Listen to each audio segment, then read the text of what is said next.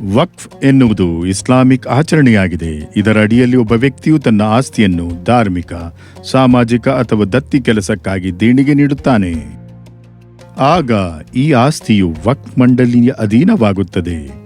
ಈ ಆಸ್ತಿ ಅಥವಾ ಇದರ ಆದಾಯವನ್ನು ಸಾರ್ವಜನಿಕ ಕಲ್ಯಾಣಕ್ಕಾಗಿ ಮಾತ್ರ ಬಳಸಬಹುದು. ಕಾಲಕಾಲಕ್ಕೆ ವಕ್ಫ್ ಕಾನೂನುಗಳಲ್ಲಿ ತಿದ್ದುಪಡಿಗಳು ಮತ್ತು ಹೊಸ ಕಾನೂನುಗಳನ್ನು ಪರಿಚಯಿಸಲಾಗುತ್ತಿದೆ. ಆದರೆ ವಕ್ಫ್ ಆಸ್ತಿಗಳ ಸರಿಯಾದ ನಿರ್ವಹಣೆ ಇನ್ನೂ ಒಂದು ಸವಾಲಾಗಿಯೇ ಉಳಿದಿದೆ. ಕಾರಣ ಇದರ ಲಾಭವನ್ನು ಸಾಮಾನ್ಯ ಮುಸ್ಲಿಮರು, ಬಡ ಮುಸ್ಲಿಮರು ಮತ್ತು ಮಹಿಳೆಯರು ಪಡೆಯಲು ಸಾಧ್ಯವಾಗುತ್ತಿಲ್ಲ. ವಕ್ಫ್ನ ಸಮಸ್ಯೆಗಳನ್ನು ನೋಡಿದರೆ ಬೋರ್ಡ್ಗಳಲ್ಲಿನ ಮಂಡಳಿಗಳಲ್ಲಿನ ತಪ್ಪು ನಿರ್ವಹಣೆ ಮತ್ತು ಅಕ್ರಮಗಳು ದೊಡ್ಡ ಸಮಸ್ಯೆಯಾಗಿದೆ. ಎರಡನೆಯ ಸಮಸ್ಯೆ ಪಾರದರ್ಶಕತೆಯ ಕೊರತೆ. ವಕ್ಫ್ ಬೋರ್ಡ್ಗಳು ಆಸ್ತಿಗಳ ಸರಿಯಾದ ಲೆಕ್ಕಪತ್ರಗಳನ್ನು ನಿರ್ವಹಿಸುತ್ತಿಲ್ಲ ಎಂಬ ಆರೋಪವಿದೆ. ಲೆಕ್ಕ ಪರಿಶೋಧನೆಗಳು ಸಮಯಕ್ಕೆ ಸರಿಯಾಗಿ ನಡೆಯುವುದಿಲ್ಲ.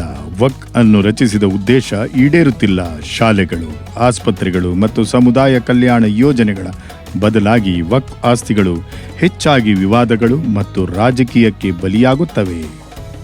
ಇದಲ್ಲದೆ ವಕ್ಫ್ ಮಂಡಳಿಗಳಲ್ಲಿ ಮಹಿಳೆಯರು ಮತ್ತು ಹಿಂದುಳಿದ ವರ್ಗಗಳ ಭಾಗವಹಿಸುವಿಕೆ, ನಗಣ್ಯ ದಾಖಲೆಗಳ ಅಪೂರ್ಣತೆ, ಅಂದರೆ ವಕ್ಫ್ ಆಸ್ತಿಗಳ ಸಮೀಕ್ಷೆ ಮತ್ತು ಮಾಲೀಕತ್ವಕ್ಕೆ ಸಂಬಂಧಿಸಿದ ದಾಖಲೆಗಳು ಅಪೂರ್ಣವಾಗಿವೆ.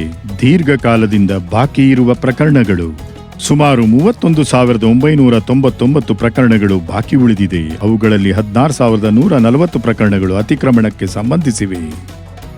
ಅನಿಯಂತ್ರಿತ ಶಕ್ತಿ. ವಕ್ಫ್ ಬೋರ್ಡಿಗೆ ಆಸ್ತಿಗಳ ಮಾಲೀಕತ್ವವನ್ನು ಪಡೆಯಲು ಸವಲತ್ತು ಹೊಂದಿದೆ. ಇದರಿಂದಾಗಿ ಹಲವು ವಿವಾದಗಳು ಹುಟ್ಟಿಕೊಳ್ಳುತ್ತವೆ. ಆರ್ಥಿಕ ಬಿಕ್ಕಟ್ಟು. ವಕ್ಫ್ ಆಸ್ತಿಗಳ ಆದಾಯವು ವರ್ಷದಿಂದ ವರ್ಷಕ್ಕೆ ನಿರಂತರವಾಗಿ ಕುಸಿಯುತ್ತಿದೆ. ಈ ನ್ಯೂನತೆಗಳನ್ನು ಗಮನದಲ್ಲಿಟ್ಟುಕೊಂಡು ವಕ್ಫ್ ಕಾಯ್ದೆಗೆ ತಿದ್ದುಪಡಿ ತರುವ ಅಗತ್ಯವಿತ್ತು. ಸರ್ಕಾರವು ಈ ಅಗತ್ಯವನ್ನು ಅರ್ಥ ಮಾಡಿಕೊಂಡಿತ್ತು ಮತ್ತು ಅಗತ್ಯ ತಿದ್ದುಪಡಿಗಳನ್ನು ಮಾಡಲು ನಿರ್ಧರಿಸಿತು. ಇದಕ್ಕಾಗಿ ಜಂಟಿ ಸಂಸದೀಯ ಸಮಿತಿ ಜೆಪಿಸಿ ರಚಿಸಲಾಯಿತು. ಇದು ವಕ್ಫ್ನ ಪ್ರಸ್ತುತ ಸ್ಥಿತಿಯನ್ನು ಅಧ್ಯಯನ ಮಾಡಿತು. ದೇಶದಾದ್ಯಂತ 36 ಸಭೆಗಳನ್ನು ನಡೆಸಿತು. ಪಾಲುದಾರರೊಂದಿಗೆ ವ್ಯಾಪಕ ಚರ್ಚೆಗಳನ್ನು ನಡೆಸಿತು ಮತ್ತು ಅನೇಕ ನ್ಯೂನತೆಗಳನ್ನು ಎತ್ತಿ ತೋರಿಸಿತು. ಸರ್ಕಾರ ಪ್ರಸ್ತಾಪಿಸಿರುವ ತಿದ್ದುಪಡಿಗಳು.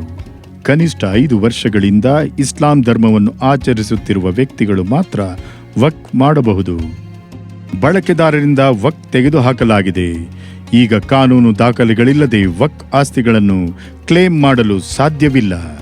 ಮಹಿಳೆಯರ ಹಕ್ಕುಗಳನ್ನು ಖಚಿತಪಡಿಸುವುದು. ಮಹಿಳೆಯರಿಗೆ ಅವರ ಸರಿಯಾದ ಹಕ್ಕುಗಳನ್ನು ನೀಡದೆ ನಂತರವೇ ಯಾವುದೇ ಆಸ್ತಿಯನ್ನು ವಕ್ಫ್ಗೆ ನೀಡಬಹುದು. ಡಿಜಿಟಲೀಕರಣ ಕಡ್ಡಾಯ. ವಕ್ಫ್ ಆಸ್ತಿಗಳ ಮಾಹಿತಿಯನ್ನು 6 ತಿಂಗಳ ಒಳಗೆ ಆನ್ಲೈನ್ ಪೋರ್ಟಲ್ನಲ್ಲಿ ಅಪ್ಲೋಡ್ ಮಾಡಬೇಕು. ಸರ್ಕಾರಿ ಆಸ್ತಿಗಳ ರಕ್ಷಣೆ. ಸರ್ಕಾರಿ ಭೂಮಿಯನ್ನು ವಕ್ಫ್ ಎಂದು ಘೋಷಿಸುವ ಮೊದಲು ಹಿರಿಯ ಅಧಿಕಾರಿಗಳಿಂದ ತನಿಖೆ ಕಡ್ಡಾಯವಾಗಿದೆ. ವಕ್ಫ್ ಮಂಡಳಿಗಳ ಪುನರ್ರಚನೆ.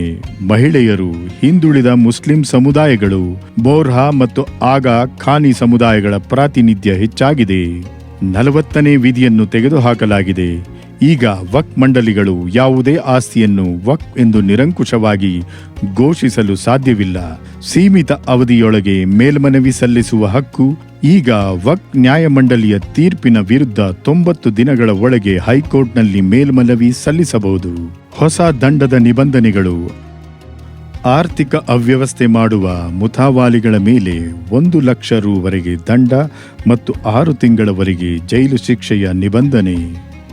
ಹೊಸ ತಿದ್ದುಪಡಿಗಳು ಸಾಮಾನ್ಯ ಮುಸ್ಲಿಮರ ಹಿತಾಸಕ್ತಿಗಾಗಿದೆ.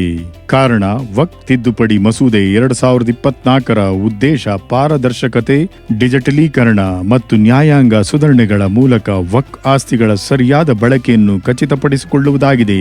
ಈ ಕಾನೂನು ವಿಶೇಷವಾಗಿ ಮಹಿಳೆಯರಿಗೆ ಒಂದು ದೊಡ್ಡ ಹೆಜ್ಜೆಯಾಗಿದ್ದು, ಇದು ಅವರಿಗೆ ಅವರ ಹಕ್ಕುಗಳನ್ನು ನೀಡುತ್ತದೆ ಮತ್ತು ಅವರ ಸಾಮಾಜಿಕ ಆರ್ಥಿಕ ಸ್ಥಾನಮಾನವನ್ನು ಸುಧಾರಿಸುತ್ತದೆ.